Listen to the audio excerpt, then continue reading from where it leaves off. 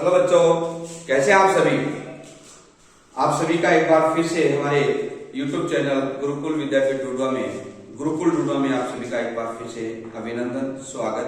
जैसा कि प्यारे विद्यार्थियों, आपने रोज की भांति आज भी हम उस वीडियो को आपको अपलोड करवा रहे हैं जो कि आपने पढ़ा कि पूर्ण वर्ग विधि से द्विघात समीकरण का किस प्रकार से हम हल करते हैं।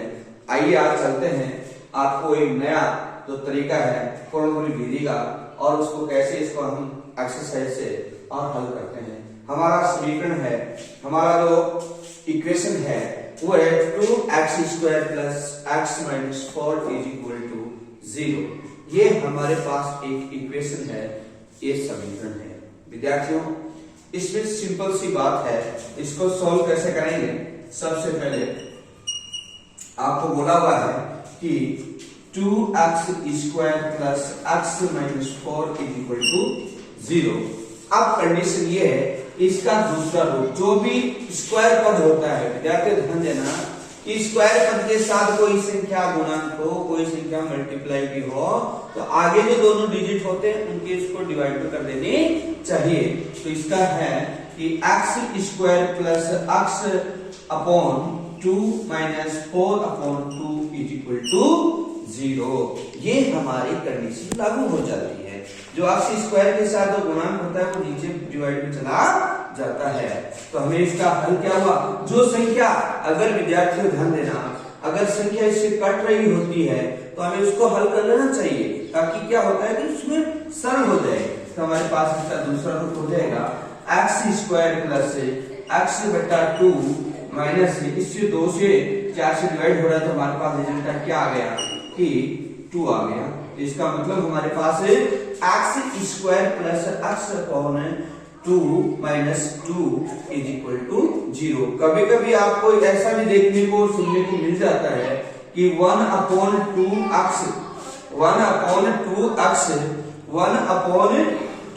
हमारा क्या है, ये इस तरह भी इसको लिख सकते हैं, इसको भी ऐसे लिख सकते हैं। देखो एक ही बात है। चलिए आगे की बात आती है। अब पूर्ण वर्ग विधि के अंदर आपको ये बोला गया था कि कंडीशन होनी जरूरी है। जब तक कोई आप कंडीशन नहीं लगाओगे तो आप सवाल को आगे नहीं बढ़ा सकते, नहीं कर सकते। तो हमें लिखना चाहिए चूंकि, क्या लगाएंगे, चूंकि कि x के गुणांक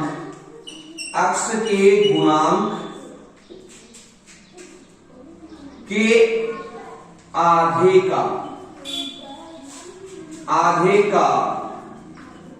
वर्ग कर दोनों पक्षों में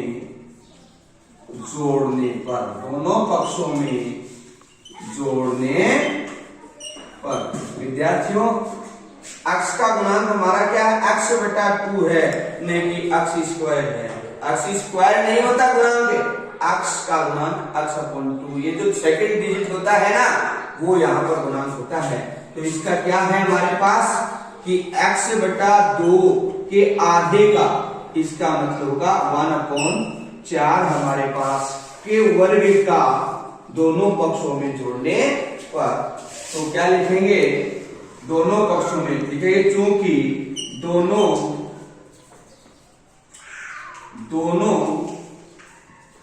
पक्षों में जोड़ने पर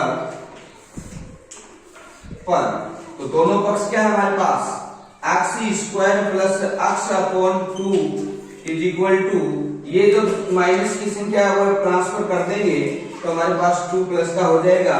तो दोनों पक्ष हो गए 1/4 का वर्ग स्क्वायर और +1/4 का वर्ग। आप जानते हैं ये भी स्क्वायर में है और ये भी स्क्वायर में है। आपने सुना होगा कि इस गुणनखंड के अंदर हमने पढ़ा था कि x + y का होल स्क्वायर होता है। तो अब इसका क्या सॉल्यूशन होता है, x² + 2xy + y² होता है। तो क्या ये उस गुणनखंड का जो सूत्र है, फॉर्मूला है, उसका हम यूज करते हैं। चूंकि यहां लगाइए, आपको कंडीशन लगानी है, चूंकि x + y का होल स्क्वायर = क्या होता है, x² + 2xy + y²।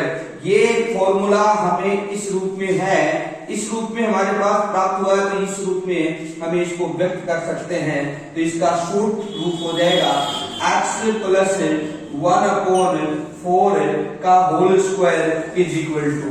अगर आपको ये भ्रम हो, आपको कोई डाउट हो, आपको कोई शंका हो, तो विद्यार्थी थोड़ा सा इसका हल कर लेना चाहिए। हमें ये जो कंडीशन होती है x प्लस वाई का होल स्क्वायर का, अगर विद्यार्थी को ये फॉर्मूला याद होता है तो इसका सरलीकरण इसमें हो जाता है। जरा चेक कर लेते हैं। और एग्जाम्पल के तौर पे मैं आपको यहाँ बता देता हूँ कि 1x प्लस 1/4 का होल स्क्वायर अगर हल करते हैं तो इसका मतलब पहले का वर्ग, हमने पहले का वर्ग किया।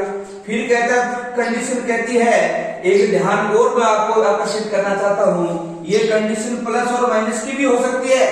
यहाँ x माइनस वाई का होल स्क्वायर भी होता है, x प्लस वाई का होल स्क्वायर भी होता है। हमारे पास कंडीशन आई है प्लस की, तो हम जानते हैं इसमें आता है 2, पहले का वर्ग, पहले का x गुना दूसरे का गुना, फिर है दूसरी संख्या का वर्ग स्क्वायर। अब इसको हल कीजिए, x स्क्वायर, देखिए विद्यार्थी ये संख्या इससे कट रही है तो 2 आ गया हमारे पास, x/2 प्लस 1/4 का होल स्क्वायर।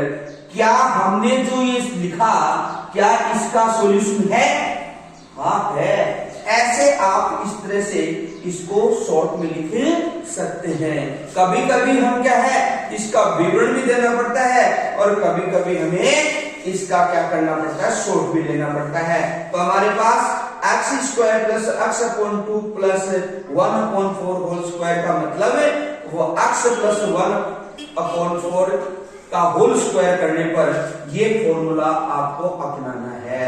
तो मेरे प्यारे बच्चों, एक बार इसकी पुनः आप स्क्रीनशॉट ले लीजिए, क्योंकि इसका ये फॉर्मूला ये भी आता है x माइनस वाई का होल स्क्वायर। तो यहाँ पर आपको कोई चेंजेस नहीं करना है, सिर्फ जब फर्स्ट डिजिट वाला जो मल्टीप्लाई x के बाद में संख्या गुण आती है वो माइनस की 2xy और प्लस वाई स्क्वायर आ जाएगा। आप कहोगे कि सर ये माइनस का y है। आप जानते हैं कि जब कोई संख्या वर्ग में होती है माइनस में, तो वह संख्या प्लस में बदल जाती है। वो कैसे बदल जाती है? आप स्क्वायर की बात करते हो कि 2 बार होती है, तो इसको मल्टीप्लाई कर लीजिए, माइनस वाई, आप जानते हैं माइनस माइनस गुणा होता है तो प्लस, और ये वाई का वाई स्क्वायर हो जाता है। अगला डिजिट हमारा क्या आएगा? वाई का प्लस में आएगा हमेशा, लेकिन फर्स्ट डिजिट जो हमारा 2 से मल्टीप्लाई करने पर ये हमेशा माइनस का रहेगा। तो ये फॉर्मूला यहाँ नहीं है, यहाँ ये का हमारा प्लस वाला, तो इसको हम चेंज कर देते हैं। तो मेरी बात समझ में आप लोगों की आ गई होगी, और ये इस तरह से आपको हल करना है। तो चलिए आइए हम चलते थे कि x square plus x/2 plus 1/4 का whole square is equal to क्या होता है? इसका सब क्या होता है? x प्लस 1/4 का होल स्क्वायर। हम इसको लिख देते हैं। प्यारे बच्चों, अब इसको सॉल्यूशन कर दीजिए कि 2 ये स्क्वायर में है तो 1/4 कितना हो गया? 16। क्या हो गया? 1/16। अब इसका आप क्या ले लीजिए? इसका आप ले लीजिए एलसीएम। तो इसका एलसीएम इसके नीचे मानते क्या? 1, तो 16 इसका एलसीएम आ गया, और इसके 1 है तो 32, 16 2 जा 32, और इसके प्लस 1 आ गया, इसका भाग देकर 1 कट गया, इसलिए 61, और ये तो 1 आ गया। तो हमारे पास इसका मान क्या आ गया कि x प्लस 1/4 का whole square is equal to 33/16। ये हमारे पास आया है। तो विद्यार्थियों, ये अगर है तो ये संख्या क्या है? स्क्वायर में है, ये वर्ग में है। आप जानते हैं घातांक क्या होता है, स्क्वायर क्या होता है? रूल होता है कि घातांक नियम में ये होता है, अगर कोई संख्या 2 होती है पक्ष में, इक्वल में घात बराबर हो, तो उसके घात हट जाया करते हैं, उसके स्क्वायर जो होते हैं वो हटते हैं। लेकिन इसके लिए हमें यहाँ क्या लगाना पड़ता है? कंडीशन लगानी पड़ती है। क्या? घातांक नियम। क्या नियम बेटा? घातांक नियम से। आपने अगर एग्जाम में ऐसा सवाल आ गया और आपने ये जो सीधा ही स्क्वायर हटा दिया, तो एग्जामिनर ये सोचता है कि आपको मालूम ही नहीं कि स्क्वायर कैसे हटता है। तो इसका सिस्टम ये होता है कि घातांक नियम से हमने इसका हल किया कि x प्लस 1/4 इज इक्वल 33। आप जानते हैं कि 33 का कोई संख्या का वर्ग नहीं है, तो यहाँ अंडर रूट आ जाएगा, और 4 या 16 है तो हमारे यहाँ किसकी आ जाएगी संख्या, यहाँ पर हमारे पास 60 का वर्ग 4 होता है। तो हम जानते हैं कि ये संख्या हमारे पास, क्योंकि घना यहाँ पर रूट वर्ग लेते हैं तो प्लस और माइनस की संख्या हमारे पास आती है। तो आइए चलिए, हमारे पास जो अभिष्ट इनके जो सारे गुणनखंड आए हैं वो ये आए हैं कि स्थितियां जो हमें देखनी है वो है कि x plus 1/4 is equal two plus minus √33/4 हमारे पास इसके मान आए हैं। तो इसको देखते हैं कि स्थिति नंबर, यहाँ मैं यहाँ इसको हल कर रहा हूं कि स्थिति लिखो पहले कि अभिष्ट इसके दो अभिष्ट गुणनखंड हैं। तो कहने का मतलब क्या हो जाएगा, अब थोड़ा सा आपको ये लाइन लिखने से पहले इसकी स्थिति और स्थिति के बारे में जान लेते हैं। तो अभिष्ट के बाद में लिखेंगे स्थिति नंबर 1। क्या लिखेंगे बेटा, स्थिति नंबर 1। स्थिति नंबर यहाँ पर क्या लिखेंगे, प्लस और माइनस की बात, तो प्लस का आप ले लेते हैं, तो ले लेते हैं। तो स्थिति हमारे पास आई है x प्लस 1/4 और क्या है अंडर रूट 33/4। आप जानते हैं कि इसको अंडर रूट 33/4 ये पक्षांतर होगा, तो क्या लिखेंगे, चूंकि पक्षांतर करने पर तो यहाँ पर आ जाएगा, तो हमारे पास -1/4 और x बराबर अंडर रूट, आप जानते हैं इसका दोनों का एलसीएम आया 4 और 4 से 4 कट गया, अंडर रूट 33 और -1 और x बराबर अंडर रूट 33 -1/4 स्थिति नंबर 1 हमारे पास आ गई। तथा दूसरी स्थिति या स्थिति नंबर 2, स्थिति नंबर 2 हमारे पास है किसी माइनस की, तो हमारे पास आ जाएगा x plus 1/4 is equal to under root 33/4 किसका लेंगे, माइनस का। तो x यहाँ पर वही पंक्चुअल्स मार्क की पक्षांतर करने पर तो यहाँ पर आ जाएगा कि माइनस अंडर रूट 33/4 -1/4 और x बराबर यहाँ देखिए इसका एलसीएम हमारे पास 4 आया, तो माइनस अंडर रूट 33 -1।